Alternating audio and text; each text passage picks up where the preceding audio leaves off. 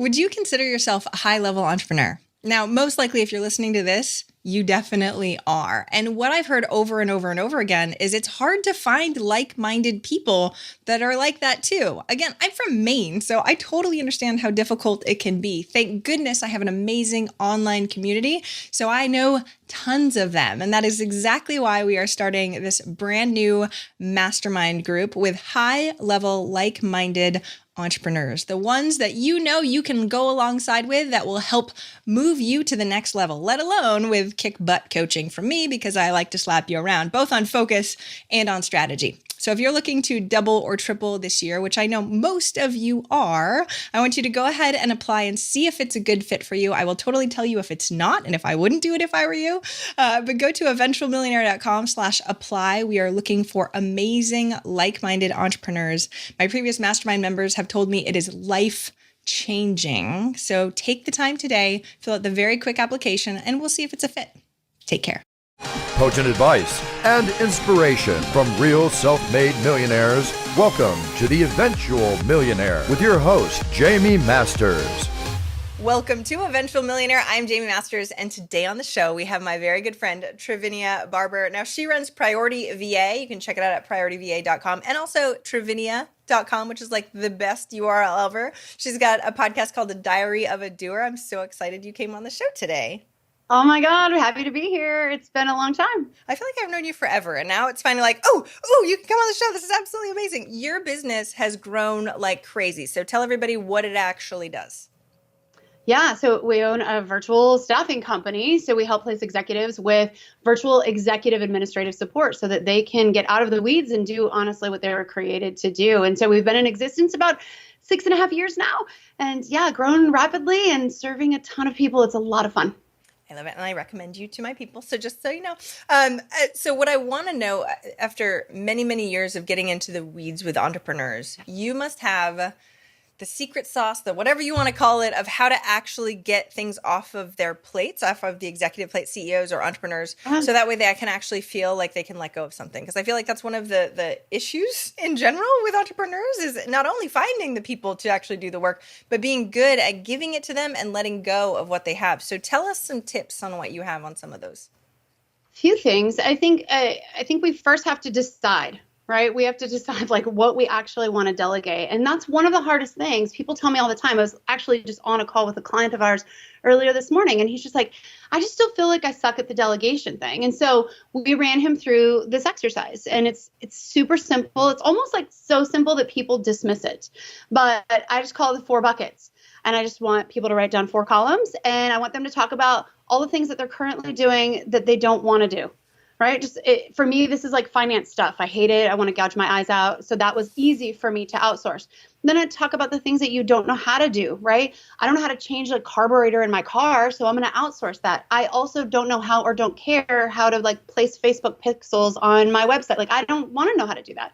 And so those are, again, easier things to outsource. Then you get into the stuff that you don't have time to do. This is typically stuff you actually kind of like to do, right? You know how to do, but it always ends up on the back burner. For me, this is social media stuff. I'm good at it. I know how to do it. I actually kind of enjoy engaging in stuff online, but it's always like last on my list.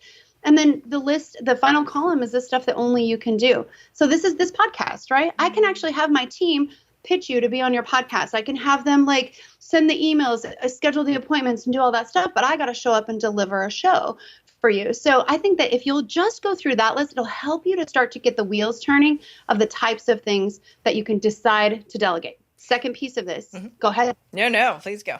Okay. Second piece of this is you've got to document it, right? So we all have our own like idiosyncrasies and preferences of how we want something done. So we've got to document at least a little bit. You got to just do the process. Super simple. Use a screen sharing program, record your screen while you're doing the process, whether it's paying a bill, writing a blog post, whatever those types of things are, so that someone can start to understand how you process things. I have really picky things about like how I want my calendar managed. So I recorded myself entering things into my calendar for my team so that they can then do it the way that I want it done. And then the next piece is obviously delegating it. We actually have to let someone else do the thing, right? And then you have to detach from the outcome because there's going to be mistakes. There's going to be spilled milk. Someone's not going to enter the time zone incorrectly, right? And so when that happens, then you have to like revisit what happened, right? Revise the process and then relaunch that idea or that system or that thing. I always like to ask people, like, do we have a process problem or a people problem? And most of the time it's a process problem. So that's kind of like the framework that we work with. Okay, we're going to dive into that quite a bit because I completely agree on the people in the process. And when you're in the weeds, it's hard to know which one it is, if they need more training or if they don't, especially on the process side, especially if the entrepreneur is not great with processes or is super nitpicky like I am also. So when we're breaking down the part of the process, you're like, okay, there was a mistake. Because like you said, mistakes happen no matter how amazing and crazy and perfect you are, there's mistakes. So when that mistake happens, what do you guys do? Do you go, oh, there's a big mistake? Do you wait till the team meeting to talk about it? Like how big of mistakes? What do you do when it comes to that stuff? So I have 2 non-negotiables. And this is another thing I think everyone needs to decide and have that kind of come to Jesus moment for themselves. Or what are your non-negotiables? You're like, this is something that doesn't happen. And this is for a fireable offense, is this whatever those are. So for me, we don't screw with people's money. That's a non-negotiable for me. And the second and really the only other non-negotiable that I have is that we reply to every single email within 24 hours. Okay. So beyond those 2 things, everything else, Marie Forleo is figure outable, right? Like we can work within those things, but we just don't mess with people's money. And we make sure that we at least respond to somebody. We might not have the exact solution, but we are going to acknowledge someone's existence within 24 hours. So you have to figure out what those are for you. And so for you, it might be that a calendar appointment is never entered without a link to the thing that you also need to review in it, right? I like that one. That one's one of mine. I'm like, I need to know where it is. Tell me where the things are. Okay. Exactly.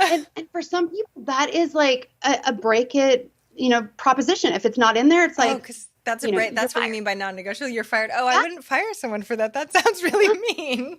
Right. But for some people, I've worked with people before. It was like they had to have every single document that they worked on in Arial with 14-point font. And if it wasn't, like that was a problem. This makes me feel better about myself. Thank you. I appreciate it. Because I feel like I'm nitpicky. But I call myself particular because I feel like that's a little bit less horrible sounding. So, right. And I think most entrepreneurs, my clients, I'm sure yours are also. And it's like, oh, you really have to do it just like that, huh? Okay. Right. And getting somebody else to understand your world seems like it takes a while. So how many non-negotiables should we have? Is there gray area on how many we should have? And are there extra ones that aren't non-negotiables? Yeah, I think that, if you have a list of like 52 things that if they're not done right, you're going to fire somebody, then yes, I think that's overbearing and you're taking things a little bit too far. So again, my list is 2 things. Everything else we can work around. So when someone doesn't meet that expectation, how we do it is like we're trying to figure out, are we developing someone or are we disciplining someone? Ooh, okay. I like that. Because I think most of us go right to discipline. You didn't do this right. Like, I need you to do this right. I need you to fix this, right? And so I think if we would just pause, take a second, and develop somebody. Here's why. I think we miss this out. We miss out on this too. We don't tell people why it's important to us. And so for me, I'm just going to use the calendar because I think it's something that everyone should be outsourcing the management of their calendar. And so if something is entered on my calendar incorrectly, like I screenshot it, right? Send it to my team. And I'm like, this is really confusing. Guys, this is real world and we're not perfect. I literally had this on Monday. Okay. So my team was flying in for a team retreat that we are having. And there was an appointment on my calendar that I was supposed to go pick up someone from the airport. Right. But the flight number was wrong and the time was wrong in the airport. Not her fault. I mean, the airline switched the flight, right? And it kind of messed it up, but she had sort of forgot to go and update that. So I'm like, am I picking her up at 1 or is it 3? Or like, what time am I picking her up, right? So I screenshotted it and I'm like, you just got to understand, it's on a Monday afternoon. I'm trying to like plan my life and I got to figure out what's going on. So did I discipline her? No, but I helped her understand why it was important for it to be right. Because I have kids I have to pick up at 3. So I also can't be picking you up at the airport at 3. Does that help? Yes, right. Because we go right to the discipline of like, oh, you're a failure and you can't calendar right. But it's like, no, this is why it's important. So they know for next time. Well, and I think that's the interpretation that the person has when we go straight to discipline mode. And is there a nuance of how you do it? Because I feel like, especially when we talk about like the sandwich that you want to say something nice and then something not so nice and then something nice, right? I don't do that because I'm a little bit of a black sheep. I think when it comes to the way that I lead my team, I tell my team all the time, you don't get a parade for showing up to work. Like that doesn't happen for me, right? I believe that if you do a little bit extra than is required of you, then yes, I will like shoot confetti out of my mouth. Like, fine, we can do that.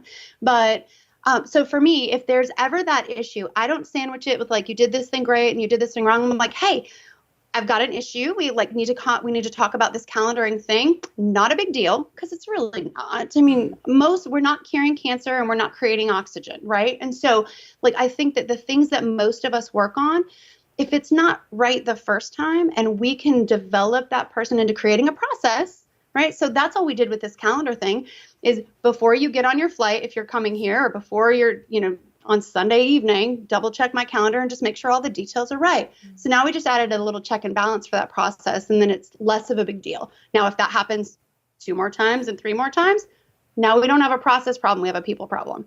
Okay, let's talk about that one. How perfect. So you're like, okay, now we're going to check in on Sundays. Awesome. Yep. And we don't want to abdicate and just totally forget about that. And then you want to make sure that they're actually doing it on Sundays and as best you can. But then let's say it happens 2 or 3 more times. Yeah. And you know that they know, but there's also mistakes. Yeah.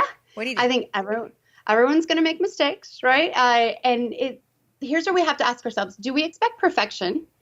I was in a mastermind one time and I was teaching about working with executive assistants. And there was this guy had like a $50 million business. It was a really high end business. And he said, my assistant is great, like 80% of the time, but that 20%, it drives me crazy. And I just like stopped and I was like, are you great 100% of the time? Really? Like, because if you are, can I hire you? Because this is amazing, right? So I think that we expect perfection from somebody else, right? We want grace when it's us. Of course. But I we just want made to a like give mistake the rap. because of this and the other thing. Like, I have a lot going on right now, just so you know. And right? So I love that you even said that, because we need to pause and ask our team that too, right? And so this kind of leads me into like, I think things that I believe that every founder needs to do to have a really dynamic relationship with their executive assistant. And I think that we have to do 4 things. We have to encourage our EAs, right? We have to talk to them and actually like get to know their language of appreciation, or their love language if you're kind of in the Gary Smalley camp. But we have to know how they appreciate or how they understand appreciation, and then encourage them in the way they need to be encouraged, right? So if you just like send a random Starbucks gift card because you're like, hey, yeah, thanks for doing that thing, but they're a words of affirmation person, like that's going to be really important for them that you communicate in the way that they do. So you've got to encourage them. You've got to equip them, which I think is equally important. So whether this is paying for them to be in a mastermind or sending them to the class or doing whatever those types of things are, kind of equip them to do their job. And then one of the most important things is that you actually have to empower them, Jaime, to do it, right? I think that I like to call it being a helicopter CEO, but we like hover, right? And we say that we want our team to do the thing, but then we're going behind them, making sure that they've actually done the thing, right? So we have to actually empower them to do what they were created to do, because if you have your team go through that list of the things that they don't know how to do, they don't want to do, they don't have time to do, and only they can do, they've got a zone of genius too, just like you do. Yep. And so we've got to empower them to work within that. And then the final piece of that is engage. You've got to engage with your team. And so if you're noticing that your teammate is having some challenges, maybe making more mistakes, being a little bit more spacey, it's like, hey, is everything going on? Is everything going okay? And that is as simple as, how was your weekend, you guys? Like, it can literally be that simple to just say, I had a fight with my kid, right? Or like, I got in a fender bender this weekend. Everything's fine, but now I have a $2,000 deductible I wasn't expecting. And then we can sort of start to figure out maybe why things are going on. But if we abdicate relationship, we don't get to find out maybe how we can make things better with our team. Where is that line, though, between vulnerability and being more connected and knowing what's going on with them and not? Because I've got clients too and me too. I love people. I want to be friends with everybody. And where is that line of, I just told you so much about myself and now you're not seeing me as a boss? So I tend to tell my team, and I'm pretty blunt, I guess. I don't care what my team had for lunch this morning, right, or this afternoon. Like, I don't care. But I do care that you're maybe struggling in some area of your life, that maybe your kid ditched school today and you're a little bit frustrated by that. Like, I do care about that. I do care that your grandma is, dying and they say she has 3 months to live. I care about those things. And so I think we have to measure how much we share. I don't care if you had like great sex with your husband last night. I don't care about that. Right? But if you're fighting with your husband constantly and you need to take a minute and it's really important for you to be off on Friday at 5 o'clock so you can start to reinitiate date night to build your relationship, I care about that. So do you see how it's like, if it's going to affect your work performance, I need to know about it. How do they start to understand? Because I know there's a lot of people, employees that I've had too, where they're like, I feel like I'm not supposed to share anything. How do you get them to open up then? Yeah, I think it just begins at the very beginning of the relationship with the onboarding piece. I like to ask my team how they like to be managed. Okay, so that's really important, is to get that baseline. Do you want me to communicate stuff in writing to you? Do you want me to come to you immediately if I'm frustrated or pissed off at you? Right? Do you need heaps of praise? So I like to have that conversation. And then I just tend to lead with like, I'm going to tell you what's going on in my life. Like, do you want me to ask what's going on in yours, or would you rather keep this pretty like thick boundary? And most people say, I want a relationship. And then I just kind of tend to gauge. I've got a person on my team right now. She's super, super withdrawn. Like, she does not engage with me about stuff. But when stuff was going on in her life that was affecting her performance, she was like, I just need to take a mental health day. And I was like, anything else that I could help you with? Like, do you need some support? And then spilled the beans of like, here's what I was struggling with. Right. And it's just not assuming that they don't want to share. You just have to give them an open door to do that. Right. That whole open door policy, I think, is an actual real thing.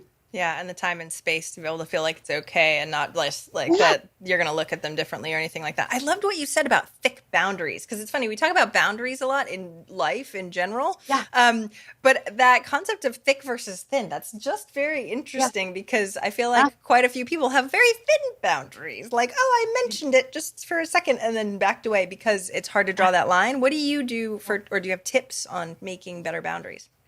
I think you need to lean in and have that conversation incredibly transparently, right? So I have told my team, it's so funny, you guys, we're doing a team retreat, like while we're doing this podcast episode. And one of the things that we were talking about was like working hours, right? And we said, we do not want our team working before 7 a.m. and I don't want them working after 7 p.m. Why? Because I need them at their best. Honestly, I need them at their best, but I don't want them to feel like they're on all the time. Right. So we have a window of like 9 to 4 that I want to pretty much gauge that I'm going to be able to get you from 9 to 4. Right. But I want you to have the flexibility of working before or after, because that is the whole goal of flex scheduling.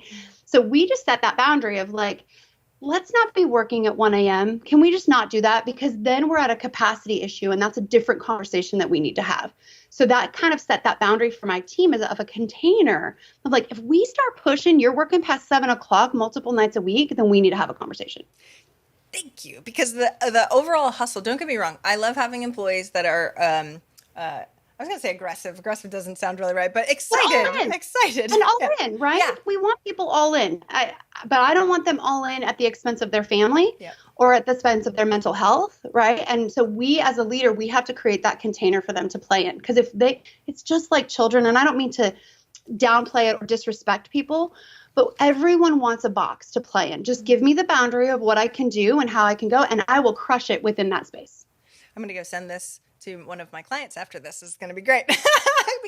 because it is, when you get stuck in the weeds and it's just sort of like, right? There's too many decision points that need to be made. And it's tough for people to start going, that I have to fix, and I'll just do it like this. And that I have to fix, and I just do it like this. It's usually not complicated as all heck. It's just all interwoven and hard to pull apart, right? Exactly. Yes. I love this. Okay, so I know you really work with executive admins, and I feel like most people need this so badly. I would not be okay without mine. But how do you feel like when you were just talking about the executive admin sort of has their zone of genius and you want them to live in it? What happens if their zone of genius starts to grow, or not grow, the level of work that you have for them, like they need an assistant, right? How do you move them around and manage them? That is the best case scenario, guys, because most executive assistants, not all, but most of them want an ascension path. They want a path for growth too. And guys, think about it. In most of the cases of our businesses, we're entrepreneurial, and you'll be hard pressed to find somebody who doesn't also sort of get that entrepreneurial spirit. And so if we can create an intrapreneur within our organization, right, and give them places to grow. So you want that. I was actually just coaching somebody else a couple of weeks ago, and she was like, nope, I need somebody who's going to be super happy in that role forever and da-da-da. And I was like, then you're going to end up having somebody who's just checking boxes. And do you really want somebody who's just checking boxes, right? And it was sort of a paradigm shift for her to realize of like, oh, okay, so here's what you do when you find that person on your team who's growing beyond their role and where they need more support. One of my old clients did this to me, and it was the best thing that she ever did. She said, what thing are you doing if you could get rid of one thing in your business or in my business that you're doing and outsource it? What would it be? And I was like, oh, the podcast. I hate doing your podcast. Like, it drives me crazy. Like, I do it because I'm kind of the send me, I'll go girl, right? Of like, it's my job, I'll do whatever. And that gave me so much freedom. As soon as we pulled away that podcast thing from me, it gave me freedom to start creating content and start doing other things for her that I was actually really good at doing. And so asking the question of your team, if you could outsource one thing, what would it be? And then help find a path for that. Because it might not be right now, like we don't have the revenue to hire a podcast editor, but you know, as a leader, that you can help create a path for them. And then when they're getting up on Sunday evening to do that podcast editing, they're not like, I hate this. They're like, I've got 3 more months of doing this, and then I'm done. Yeah, and then they're actually excited about what they're doing too. I had heard an amazing quote from Jay Papasan, who wrote the book The One Thing, and I think he actually got it from Gary Keller from Keller Williams. But he said, "Don't hire an executive assistant, hire an assistant executive." And I remember hearing that. This was many years ago. I was like, "That's brilliant, right?" And then when I work with clients, it's like. Then they're like, but they're so great here. And what's difficult is they're so great there, right? And they're like, I want them to do everything. Because having a right hand that's amazing is kind of hard to find. How do you, besides hiring your people, because by the way, what she does is help match people up with executive admins that are amazing. But for those people that might not go this route or might need a part-time, how do you help people hire, or how would you suggest they hire a really great executive assistant? Because this is the one thing I think that everyone needs to understand. And this can be for any role. It can literally be for a graphic designer if you want to. I don't care. It's that important to me. Most people get stuck in the trap of hiring for interest, availability, and affordability, right? So the cheapest person who can start tomorrow, who's remotely interested in the thing you do, right? Because we are all trying to save money and all that stuff. I would love to have people like throw that in the trash and instead hire based on passion, right? The passion that someone has for what they're doing in your business, purpose, someone who is absolutely sees themselves in their role in your life, in your business, and they're super uber passionate about what you do, not just what they do. Okay. And then proficiency, someone who can actually do the thing that you need them to do.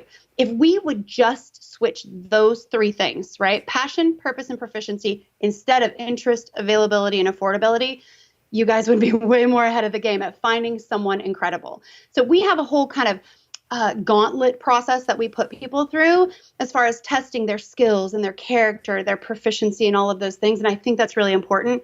But I think that level 1, like, let's just stop hiring the first person that says yes. How fast do you fire? Because you've done this for so long, right? And you're so good at going good, not good, good. Yeah. How do you know specifically how to fire somebody or when to fire somebody? So again, is it a people problem or a process problem? Mm-hmm. And if you know that it is the processes are in line, they're tight, and they're ready to go, and mistakes keep getting made, and you have tried to develop and you're moving into discipline and you're even not seeing movement after you've disciplined someone, it's time to go. Now, as far as a timeline goes, I love the idea of hire slow, fire fast, with this one exception. A lot of us in this entrepreneurial space, guys, we're sort of like dipping our toe in the delegation water, right? We're scared and we don't know. And the instant somebody does something wrong, we're like, see, never mind, didn't work, and like, I'll just do it myself. And that is you playing martyr. And I don't want people to do that, right? So I want them to have that gut check of like, am I just scared? Am I scared they're not going to do it my way? Am I scared I'm wasting my money, right? Like, you've got to have that real gut check conversation. And if you've had that and you still feel this isn't the right fit for me, right? They can be a great person and a really crappy assistant, right? So is it the right person in the right role doing the right thing? right? Three things we work on at Priority VA: people, process, and projects. Like that's all that we do. And so you got to make sure you have the right people doing the right processes, working on the right projects in your business. And if that's not the case, you're wasting a lot of money by keeping them on board. Do you have to ever coach your clients on how to be better managers, though, right? Because especially entrepreneurs aren't very good at it, typically, because they haven't been trained, right? Yeah, all the time. I mean, it was a call that I was on earlier this morning, just having a conversation with a client. He's like, I think she's just trying to rip tasks from me. And I said, okay, great. Let's talk about your calendar. How often do you meet? And he's like, well, we sometimes have meetings on Mondays, but I get a little busy. And I'm like, that's the one meeting you don't cancel, right? Like, so step one, actually show up and engage and be present on the meeting so that you can, help your assistant. It's 3 questions. What are you working on this week? What did you do last week? And what are the impediments to progress? Guys, it's not that hard. We're making it so complicated.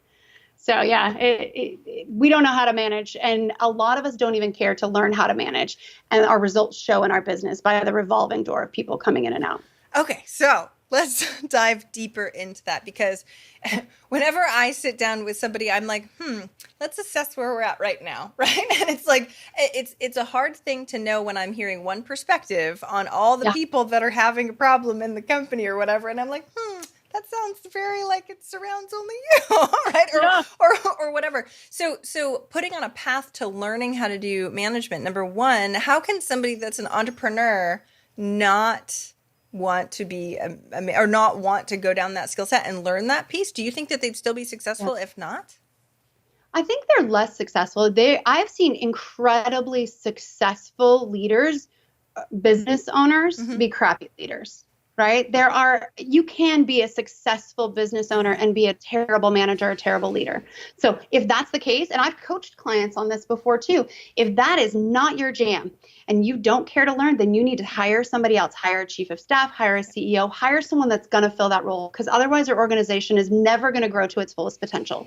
But I think the next thing that we need to do, Jaime, is know thyself. If we would just be really honest with who we are and where we struggle. I had a coaching client once, and I actually told her I wasn't going to work with her. I was like, I'm just not really interested in doing this. I'm like, you interrupt me all the time. You blame your team for everything. I'm like, you're just not even really interested in growing. And so I'm like, maybe I can recommend someone else for you or whatever. And she just started crying. And she's like, I really just want to be able to pick my 9-year-old daughter up from school and spend the evening with her instead of worrying about all of these things, right? And I was like, okay, now we're getting somewhere. Talk to me, right? And so if we'll just get really honest instead of projecting everything on everyone else and say, what part do I play in this? What areas do I need to grow, right? So even me I help coach and develop teams for a living, and I still have a lot of areas to grow as a leader. Thank God I don't have an actual office, because I throw pens and stuff, right? If I'm frustrated. So there's areas of growth that I have to do too. I love your honesty. I think that's amazing. You're like, I need everybody else to have honesty, but don't worry, I got it too. And it's hard to know sometimes when you're in it, right? When you were talking about blame, it's interesting because even if I hear someone blaming, they sometimes don't even realize that they're in it at the time. Right? Yeah. So when you're talking about how they have training, do you have any resources for training? I don't know that there's any amazing magical book on this. It's a long process, but do you have any tips or anything? Yeah, the book is going to be coming this year, but well, then we'll have you back on. Okay. Exactly. So we do, as far as training goes, I think a lot of it is just that mentorship and the modeling in how we coach our executive assistants to show up. Because here's the cool thing. If you have a strong executive assistant, they're going to guide you. And a lot of our entrepreneurs that we work with, they come to me and they're just like, I just want someone to tell me what to do. Right? So just tell me how to show up and tell me how to behave. And then I believe that we have to have strong enough people in front of us that are going to call us on our crap when we are struggling. I think the worst thing that any of us can do for ourselves is surround ourselves with a bunch of yes people, right? So we need to have someone around us who's going to be like, actually, Travinia, you said you wanted to do X, Y, and Z. So why are you flipping that story now? And I'm like, oh crap, I did say I wanted to do that, right? And so it's just having that someone who's going to hold up a mirror to you, just like you would a coach, right? I tease that our executive assistants are they're comedians and therapists and hostage negotiators. Like they really play a pivotal role. And that's why I think the hire is the most important one that you can make. Well, and what's so interesting, like you said, is that executive admin is such a robust role, especially if you do want one that's going to manage up. And I think we go, it's just a VA and we don't care. But literally, because entrepreneurs are strong-willed people. I can raise my hand to that one. I told my right hand to slap me. She won't, but I told her to slap me when this happens because I sometimes just go in this whole thing. And I'll be like, didn't even realize I was doing it. Sorry. Like, I love you. I apologize. I didn't realize, and not even realizing what I said 3 weeks before. Oh, Jamie, do you remember how you said that before? Nope. Did not remember saying that. One of the interesting and sort of fun ways that we've brought in allowing my team to push back is we use personality tests. And one of our favorite sort of personality tests right now is the Enneagram. And Enneagram's fun. And I'm an 8 on the Enneagram, which is considered the challenger. Okay. And so my team now, when I'm getting a little too loud or in their face or being a little abrasive, which I can totally be, they'll be like, "Oh, your 8 is showing." Right. And so it's a way for them to sort of be like, "Ouch, like, Trivinia, that hurt," without them being like, "You hurt my feelings," and because I don't react to that. But if they'll call at me out and say you're being an 8, then I'm like, "Okay, tone it down a little bit, Trivinia, like calm down." That language makes a huge difference, though, right? And giving them permission to be able to do that. I know I interviewed somebody else that was talking about company values, and she had a $1 billion family-owned company. And when we were looking at the values, she allows her employees to call her out when she's not living true to the values. I'm like, that is impressive. That is very impressive to be able to take that much on in front of other people. So the fact that somebody can call you, "You're being an 8 right now," in front of a bunch of other people is wonderful, especially with the language that you know you're receptive to. How did you figure out what that language was for you or your clients? So I'm not receptive to tears. Like I'm just not. And so if they needed to reach me, so if I see tears, I tend to sort of kind of just be like, "Stop being a baby." I tend to kind of do that. I'm not that way. I'm like, "Oh, let me help you." Yeah, I'm a 2 with a 3 wing. I am not that at all. That's so funny. You're a 2. Okay, so this is actually really interesting. So one of the people on my team, she also owns another corporation, and she was texting with one of her assistants today, telling her that she's like, "I'm mad," and I was like, "You're mad?" So she reads me the text that she had with her team, and it was like, "I'm kind of frustrated. We didn't get the supplies, da da da." And then she's like, "I hope you're feeling better." And I was like, I did not get mad from that text at all, right? And so we have to be able to tell our team how to communicate with us, but we also have to be really honest about how we communicate with them. Yes. So my team knows if I'm short and I use like periods in stuff, like I'm probably frustrated, right? And so it's just being really honest about who you are, guys. And we have to stop projecting, right? That we have it all together and we're amazing, especially with your executive assistant. They should know all of the head trash that you tell yourself, right? They should know all of that stuff so that they can learn to be a better mind reader, to support you better, right? And to kind of be a step ahead of you before that head trash starts. One of the most amazing gifts of having a right hand that I have ADD and all sorts of stuff, and to have the systems and processes that I have overcome my ADD was like, now the funny thing is my daughter has it too. And I'm like, you have to make enough money to pay an executive admin to help you with this.